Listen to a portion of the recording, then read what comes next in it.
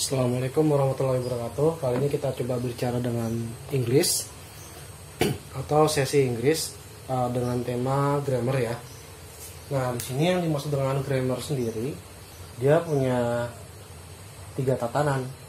Yang pertama adalah secara etimologi, kemudian secara ortografi, kemudian dan yang terakhir adalah sintaks. Oke. Nah, untuk grammar ini kalau misalkan menguasai 3 ini, insya Allah mudah. Nah, yang pertama kita mulai dari etimologi dulu ya. Ini yang sering dikenal oleh orang banyak. Nah, etimologi sendiri penyusunan huruf dalam bahasa Inggris ke sebuah kata. Dalam bahasa Inggris. Nah, dia terbagi menjadi 8. Nanti kita step dulu. Yang pertama itu adalah 1 nouns. Noun, kamu hafal ya? Yaitu kata benda. Kemudian adjektif, kata sifat, nanti kita bahas verb, kata kerja, kemudian pronoun, kata depan, kemudian nanti ada yang namanya adverb, lalu ada kata preposition, kemudian ada interjection dan conjunction.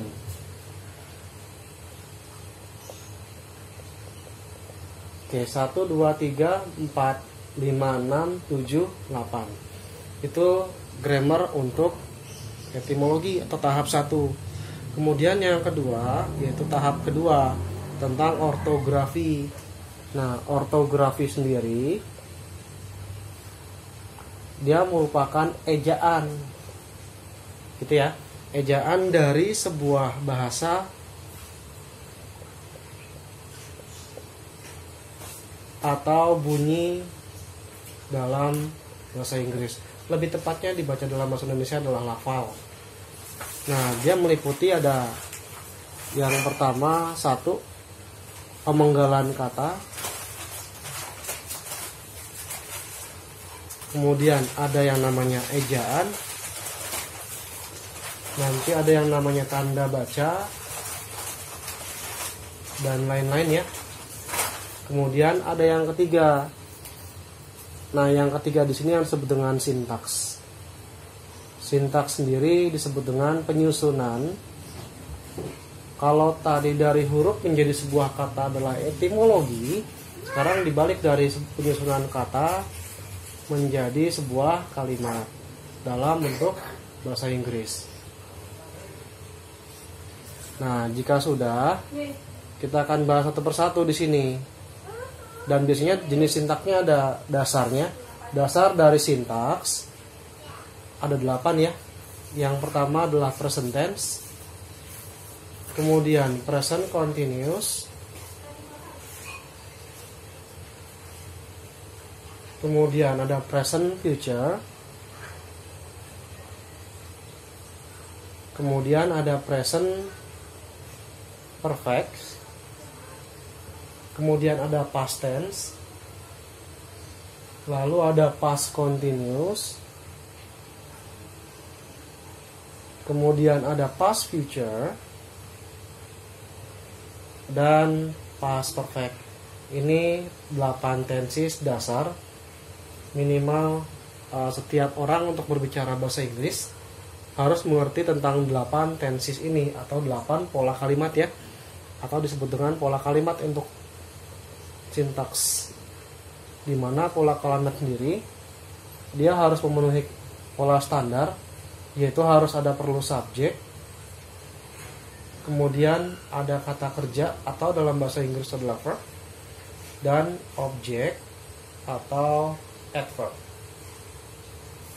Oke, itu untuk pengertian dasar dari grammar. Ada etimologi, ortografi, dan sintaks. Oke, kali ini untuk yang kedua tentang grammar, pembahasan dari masing-masing etimologi, ortografi, dan sintaks. Ortografi tidak akan saya bahas karena di situ hanya berupa lafal ya.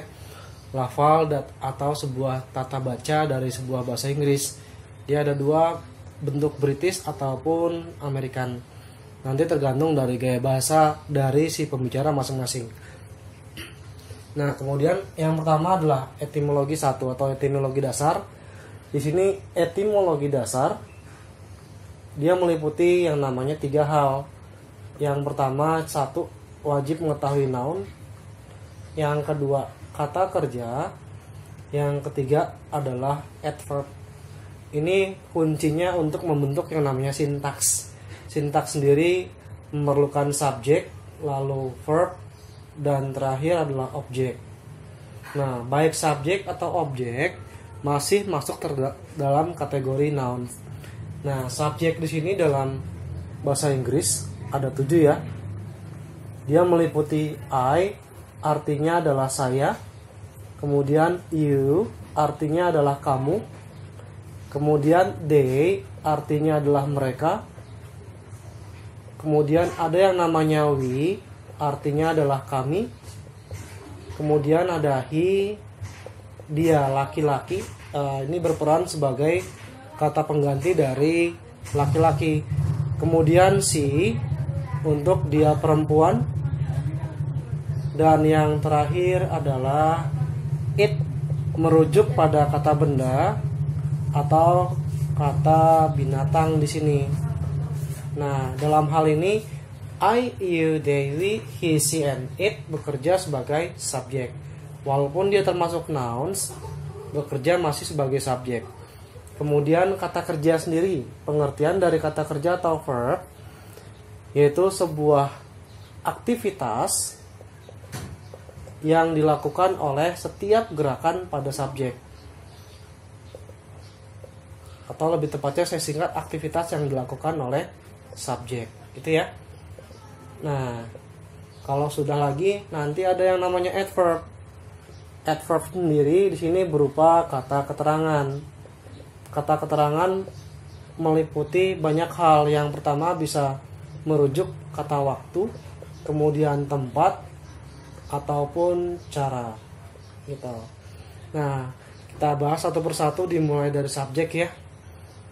Untuk yang pertama, dari noun sendiri, untuk subjek dia harus memiliki yang namanya pasangan yang tepat, yaitu ada yang namanya to be present, kemudian ada yang namanya to be past.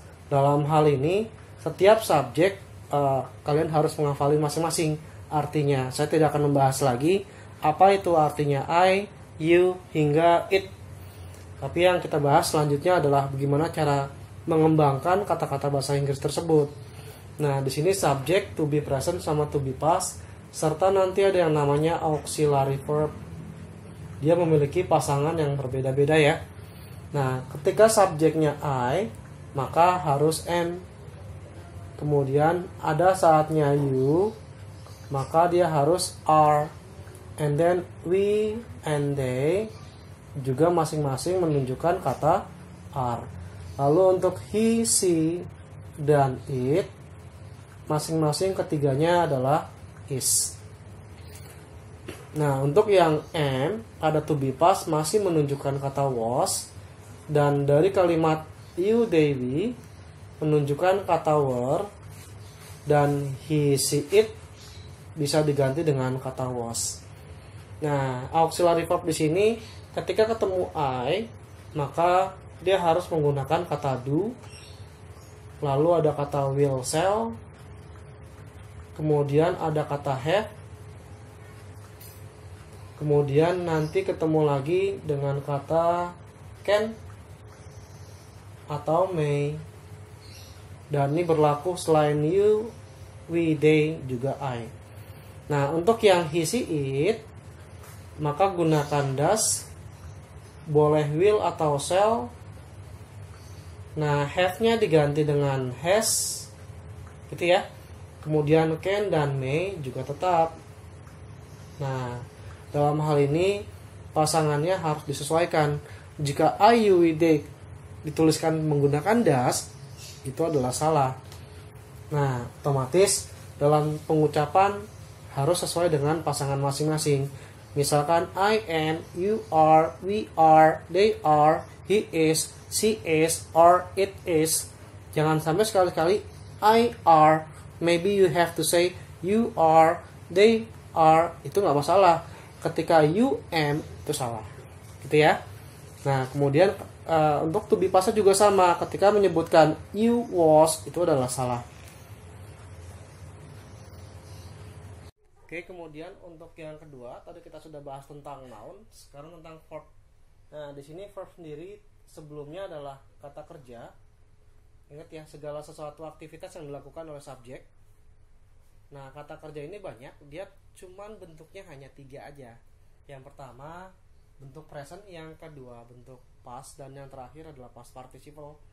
Nah, kita bagi 3 ya. Untuk yang pertama bentuk present, yang kedua untuk bentuk past, and then the third is past participle. Nah, kemudian di sini kita sebutkan artinya. Saya hanya menyebutkan beberapa aja, nanti bisa audience yang mengembangkan. Nah, contohnya misalkan presentnya adalah go. Nah, bentuk pastnya adalah when. Untuk past participle-nya adalah gone. Ini artinya pergi ya. Nanti kita bahas di sintaks untuk present, past, dan past participle. And then misalkan nomor 2 yaitu write. Write, wrote, and then written. Ini memiliki arti yang namanya menulis.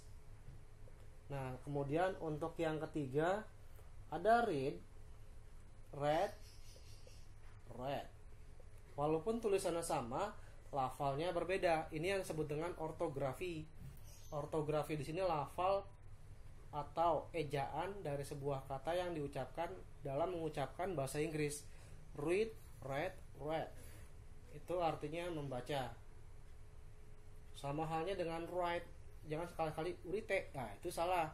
Write, wrote, written. Itu menulis. Kemudian ada yang nomor 4. Nah, di sini baik have atau has bentuknya sama, hanya penggunaannya tadi yang dituliskan sebelumnya pada saat etimologi yang pertama bentuk nouns. Have perbedaannya adalah di subjek, digunakan oleh I, you, they, dan we. Has digunakan oleh he, she, dan it. Nah, bentuk keduanya adalah had atau bentuk pastnya, dan bentuk yang terakhirnya sama ya, yaitu had. Nah, ini artinya memiliki. Kemudian nanti ada yang namanya 5. Misalkan cut, kemudian cut, kemudian cut. Ini artinya memotong. Nah, nanti ada bentuk tersendiri yang nomor 6. Nomor 6 misalkan saya ganti dengan try. Bentuk keduanya atau pasnya adalah try dan thrive. Artinya mencoba. Nah, kemudian ada yang nama bentuk ketujuh misalkan study. Nah, study di sini adalah studied, kemudian studied. Dengan arti sebagai berikut yaitu belajar. Nah, kemudian nanti ada yang nomor 8 walk. Kemudian nomor 9 work. Walk disentak bacanya menjadi walked. Ini pun juga sama walked. Cuman terkadang kalau seandainya kita menggunakan lafal in British itu harus disebutkan. Walk di sini artinya berjalan ya. Beda dengan work, work. And then this is works. Nah, dalam hal ini artinya bekerja. Nah, ketika kalian melihat bentuk dari kata kerja di sini, ada yang aneh ya.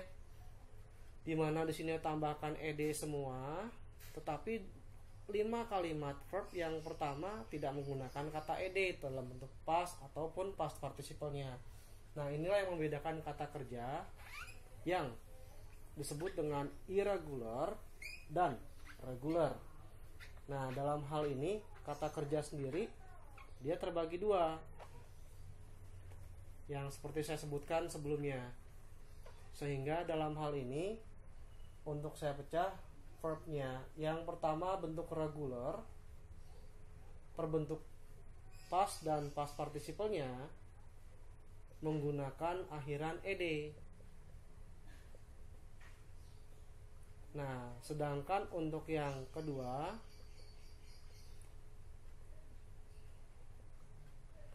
yaitu irregular, atau ini disebut dengan beraturan, dan ini yang disebut dengan tidak beraturan. Gitu ya. Nah, di sini untuk yang irregularnya baik past dan past participle sudah memiliki bentuk baku dari sana. Dengan bentuk bakunya sembarang, bukan tambahkan ed.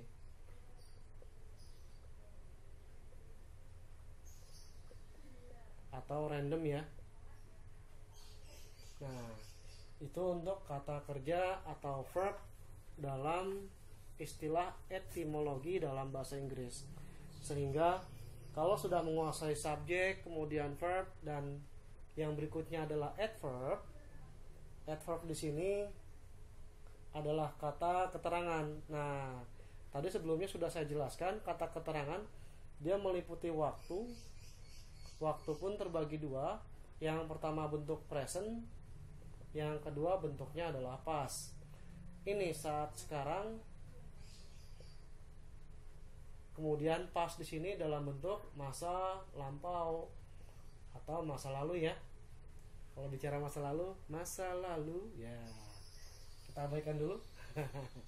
Nah, sekarang untuk present ini ada yang namanya kata waktu everyday. Kemudian ada yang disebut dengan today. Ini adalah hari ini, atau berikutnya at this moment, atau saat ini. Kemudian ini adalah setiap hari, dan lain-lain ya. Jadi kata waktu yang digunakan kalau seandainya bentuk present atau sekarang adalah waktu yang telah ditetapkan dalam ortografi atau dalam lafal bacaan nanti dalam bahasa Inggris. Nah, untuk bentuk pastnya atau masa lalu nanti ada kenal istilah adalah last week atau disebut dengan minggu lalu. Kemudian last year, tahun lalu. Kemudian ada last month, yaitu bulan lalu. Selain itu ada yang namanya kemarin. Kemarin bisa diganti dengan yesterday atau 2 hari lalu, 2 days ago. Oke, di sini arti dari kata-kata waktu dimulai dari present dan past. Nah, ada bentuk ketiga selain bentuk present dan past, yaitu bentuk future.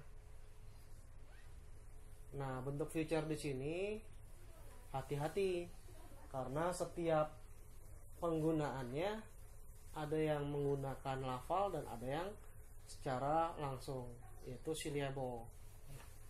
Nah, untuk yang ketiga, bentuk future dari waktu dia terdiri dari yang pertama next week, kemudian next month, lalu berikutnya next year, and then you have to say that mungkin tomorrow atau day after tomorrow. Nah, ini adalah kata waktu yang digunakan untuk setiap pengucapan kalimat dalam bentuk future. Next week di sini adalah minggu depan. Kemudian next month di sini adalah bulan depan. Next year adalah tahun depan. And then tomorrow mungkin bisa diganti dengan kata besok, dan ini adalah diganti dengan kata lusa.